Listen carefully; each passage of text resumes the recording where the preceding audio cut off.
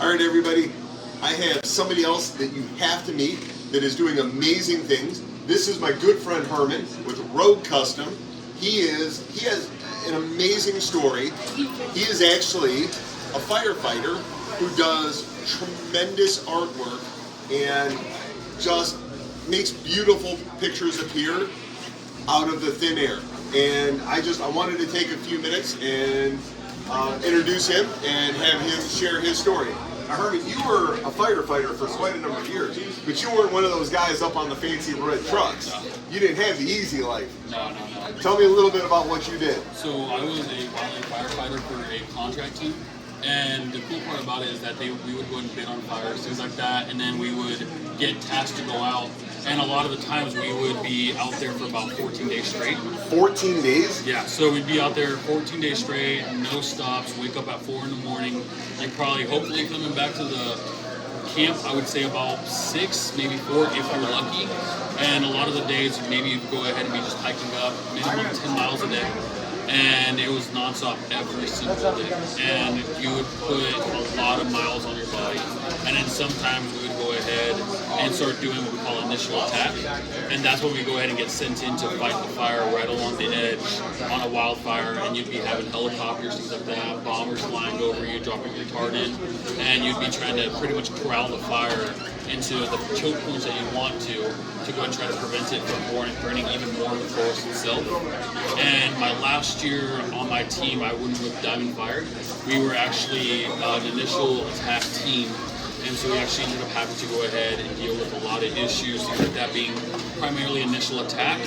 We could not go ahead and sustain a really powerful team because a lot of the times people would go ahead and quit just because the body, just only so much you could do.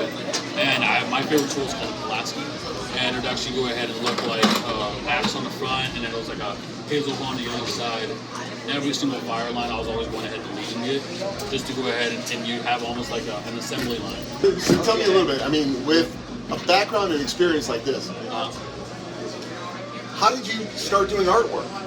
So I ended up having some artwork skills back in high school. I did some art classes, things like that, and absolutely loved it, but it was one of those passions that I just kind of fell out of love with, just because I wasn't going to do it for a life, and you have to go to pay the bills at some point in time. So then I ended up going with working with Subway. And from Subway, my mom's like, well, you should go ahead and try doing Wild Land Firefighting.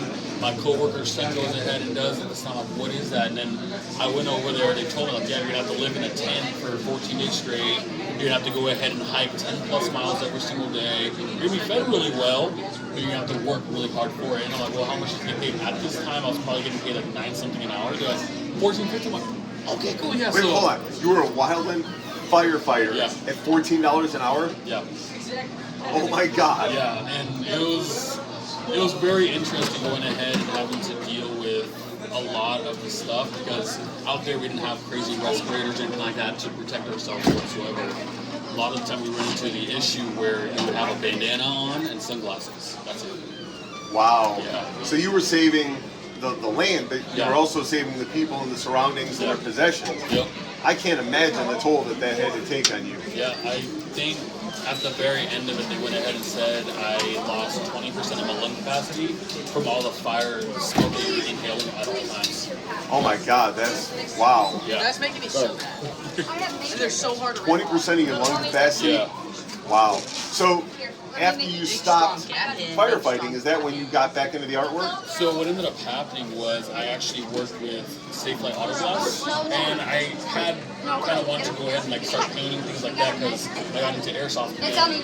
But I wanted my own custom work, and I was looking at Cerakote, I was looking at anodizing. It was really expensive, so I'm like, it shouldn't be too hard for me to go ahead and paint. So what ended up happening was I actually started kind of picking up an airbrush and trying to figure out how to use it. A lot of mistakes were made, a lot of material wasted, but I ended up kind of like figuring out what I wanted to go ahead and do. And with that, it was really cool for me to try to let my artistic side out, give myself an identity instead of having just a black gun, black mask. I wanted to go ahead and just do something that would be my own.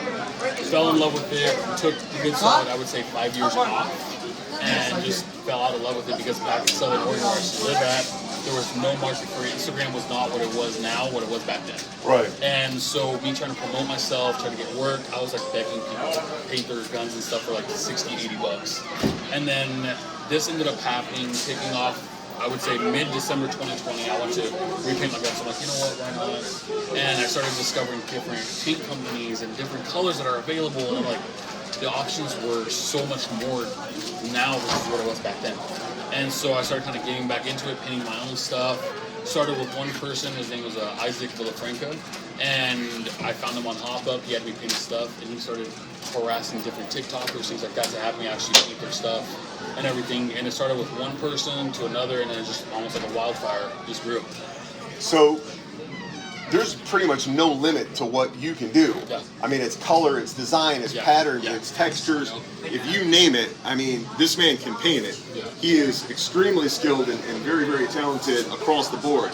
So if somebody has a custom vision, they can come to you. Yep. Now, it's not just limited to airsoft, is it?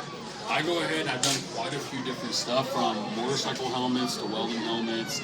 I've done desks, but I don't try to promote it too much, because then I'm going to have people sending me that stuff in while also having to go ahead and do airsoft things. But it's one of those where I'm always open to the idea. I'm never opposed to nothing. It's more of, what's the surface made out of? Can you go ahead and send it to me? Can I test on it and see how everything sticks? And if someone's willing to go ahead and work with that, then I'm definitely willing to go. So if somebody wants to, what's your process for placing an order if somebody wants to have your artwork, you know, done for them? I go ahead and say definitely hit me up on Instagram. Just DM me. I try to respond to absolutely everybody I possibly can. All right, what's your Instagram? Rogue_customs. So ROGUE_customs. So, yep, that's how you go ahead and spell Yep. it. Just because I was from the Rogue Valley. That's Okay. It wasn't Southern Oregon when I started. So I want to go ahead and do something with that. Gotcha. And you go ahead and DM me. I like to say, have reference pics, let me know the colors, things like that. And we're going to go ahead and hash out details. I can get you a really awesome price. And then we kind of just go from there. People ship me the projects. And then I go ahead and ask for about 3 to 4 weeks to go ahead and have things done. And then I'll go ahead and usually ship it back out.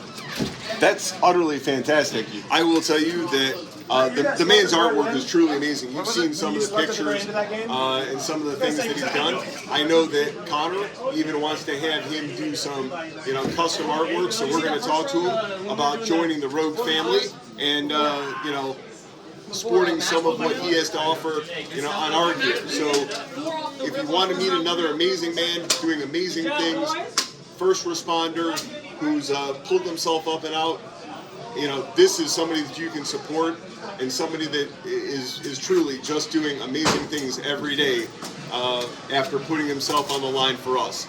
And to that, brother, thank you. I appreciate it. Appreciate it. Remember, take care of yourselves, and most important, take care of each other.